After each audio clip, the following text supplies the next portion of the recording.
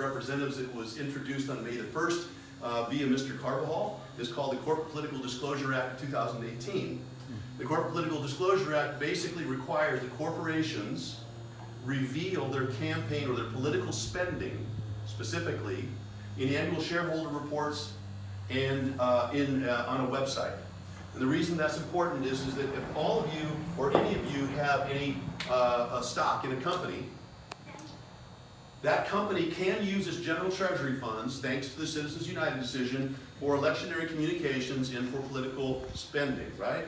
But you don't necessarily, as the shareholder, know what the company that you partially own is doing with your money.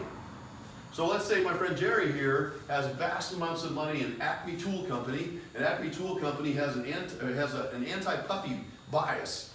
So they want to support legislation that, kicking puppies. Oh my God. And Jerry, being the animal lover that he is, doesn't like that. But Jerry doesn't even know that. And as a shareholder in that company, he's contributing to a cause that he doesn't believe in or agree with. In fact, on the weekends, he works for the SPCA.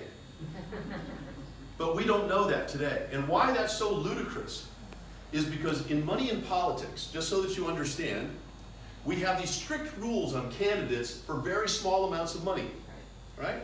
So if anyone gives at a state level race over $100, your name, your address, and your profession is supposed to be on your donation envelope. You'll notice that's why we have that on there, right? If you give $1,000, and I hope all of you do, if you give $1,000, we have to report that check within 24 hours.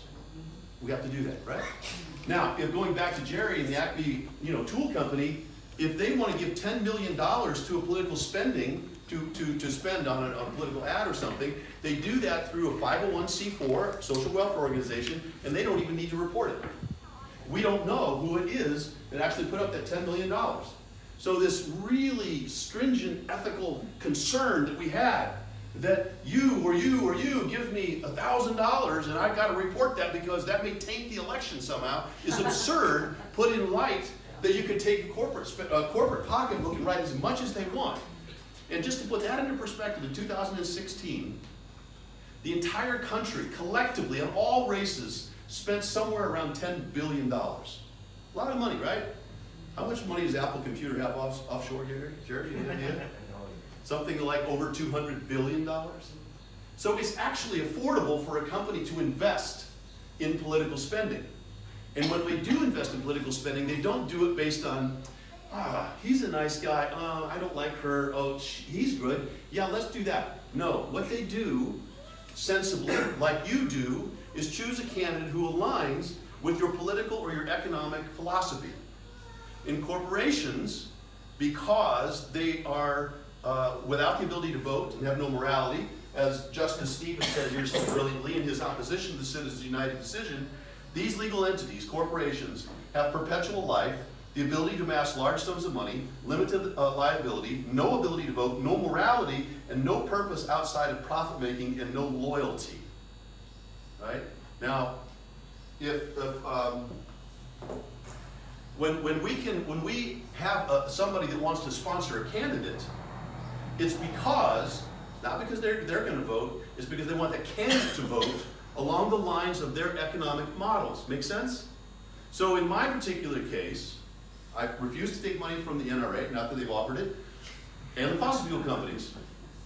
Now my opponent, on the other hand, has taken money from Philip Morris, cigarette company, Monsanto, agricultural chemical companies, Phillips 66, fossil fuels, Chevron, fossil fuels, ExxonMobil, fossil fuels, the Koch brothers, petrochemicals of all types. Why are they investing in him and not me? It's because they assume that when he comes to vote on the nearly 4,500 bills that are introduced into a 2-year session of our legislature, that he's going to vote in their economic model's best interest. Now to me, those companies are not companies that I want running my government, nor do I believe that their economic models are in the best interest of my community. So in my opinion, if you want the best navigation points that you can in order to make your decision about a candidate, since we are requiring candidates to report all this stuff, look at who's supporting them financially. That tells you philosophically where they're coming from. And by the way, the whole point of money in politics is an ethical conundrum. Because as a candidate, I'm here seeking public office, representing all of you. But the rules today, mostly in America and very few other developed countries, require that I solicit donations privately. You see the conflict of interest there? I'm seeking private money to represent the public. Now, let's make that even more glaring. Only 10% of the public will ever give money to a campaign, and 0.06% will ever give over $250. So if you're a candidate and you have to raise lots and lots of money in order to be a viable candidate so that we can make these signs and t-shirts and blah, blah, blah, blah, to get the attention of people who don't vote very often or don't care or don't come out to events like this or find themselves too busy, you find them having to focus on just the wealthiest. And let's say it's Viviana is the wealthiest woman here in the whole room. You're not? That's what I was told. That's why I didn't do it. Let's just say Viviana is Viviana Gates, and she has millions and millions and billions of dollars, right? There's only so many hours in the day, and there's an awful lot of road signs and ranch signs and commercials to buy. Hi, Abe. So if I don't have much time, and I know that at least 90% of you are not going to even give money, what do? What would you do? You focus on the people who have money.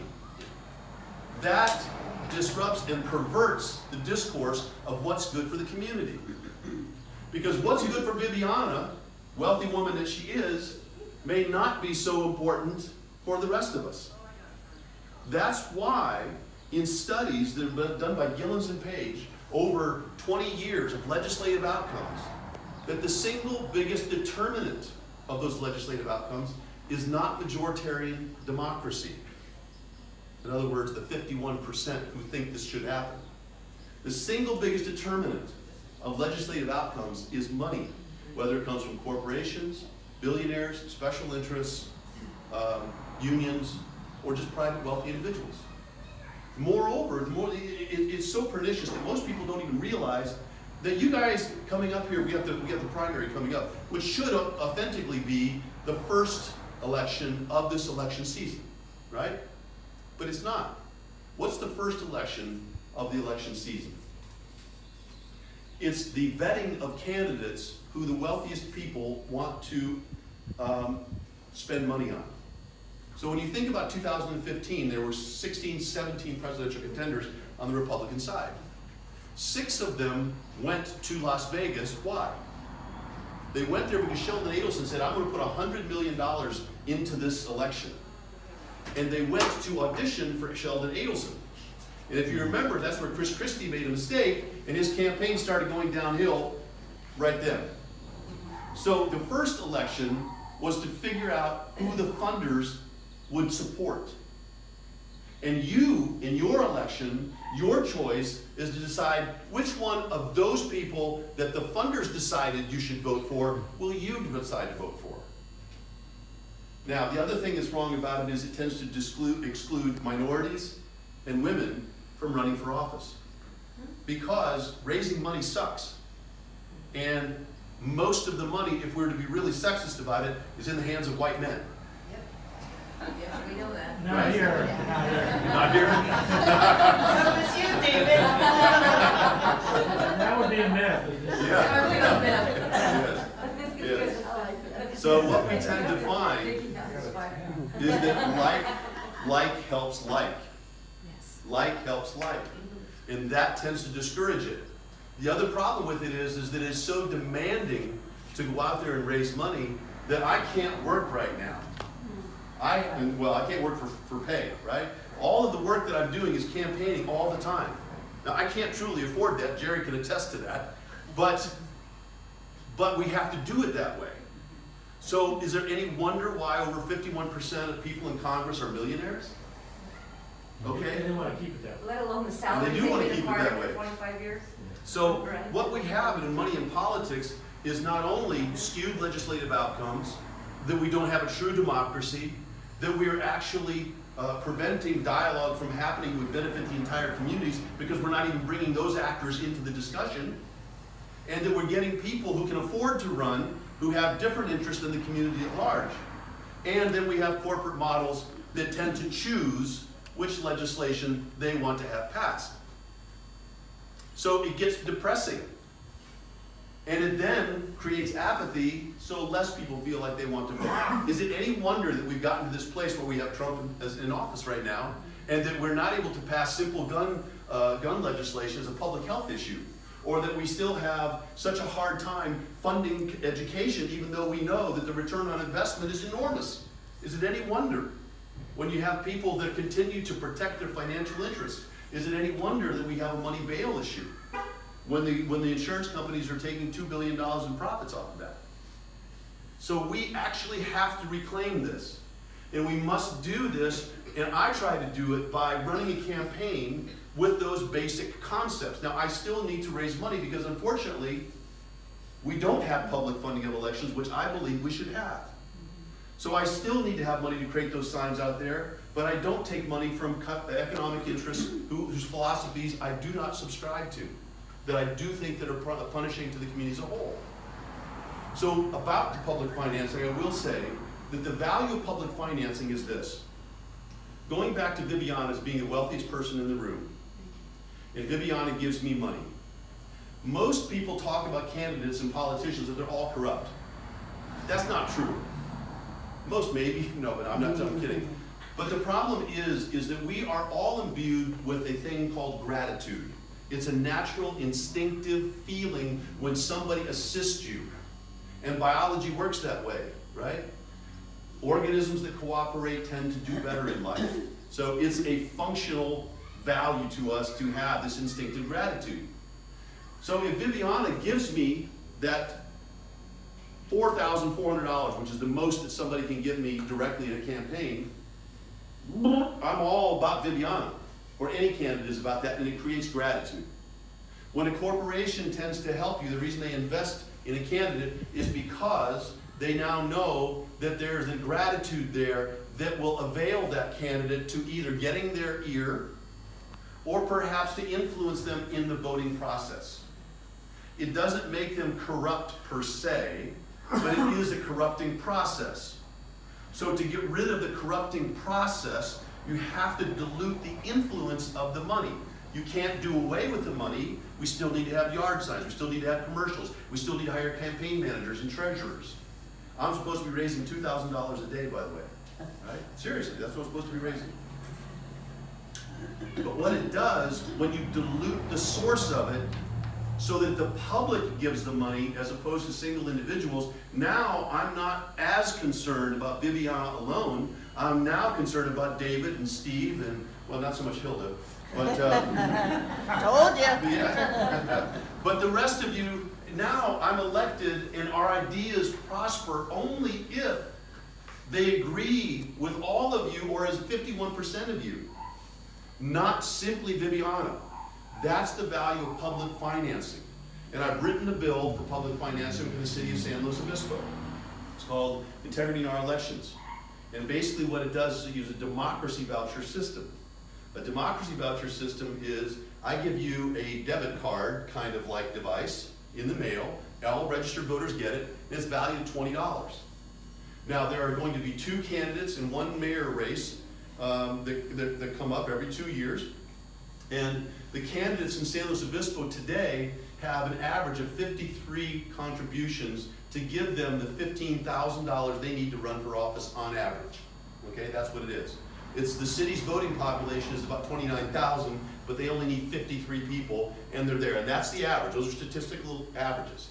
But even more gross than that is there's about 30 or 40 families that consistently support all the candidates that run for office in San Luis Obispo. 30 or 40 families, that's it, right? So we have 29,000 people and only 30 or 40 of them that are influencing who's running, giving you the election options, right? So that's why we send all the registered voters a $20 democracy voucher.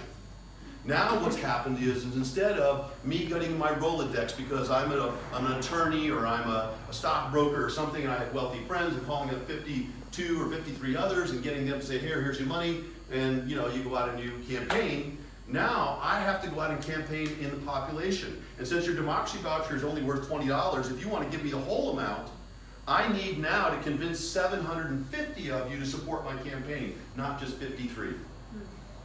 The democracy voucher can be utilized for one person or for 3 candidates if you want. It can be broken up. Through that system, people who are poor can participate in the election process. They are reinvested. Through that system, women and minorities feel more empowered to participate in the election system. Through that system, we do not overvalue wealth at the expense of everyone else. And that's what's really important. We take nothing else away from you. Realize that, to my mind, money in politics is the umbrella issue over all of the other issues because, as I said earlier, it's what's influencing all the legislation that we're getting. And the one big example that everybody probably knows about over the last 6 months is the tax plan that was passed recently, right? And Chris Hollingsworth from New York. Hey, hi Eric, how are you? Hello, how are you? Come in, sit on the chair right here if you want. Thank you. Remember that I think it was the Republican senator from New York or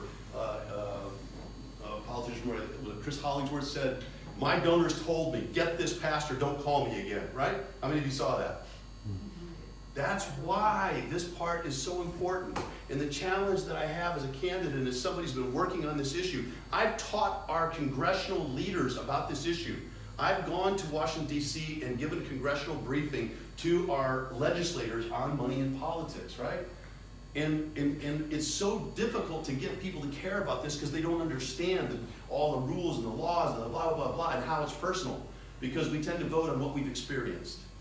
And it's challenging to try to communicate that, but try to understand that politicians have this instinctive sense of gratitude. We have to get our money from single individuals. And the outcomes that we're getting are following economic models, not what's best for you. So, the next thing that I tend to talk about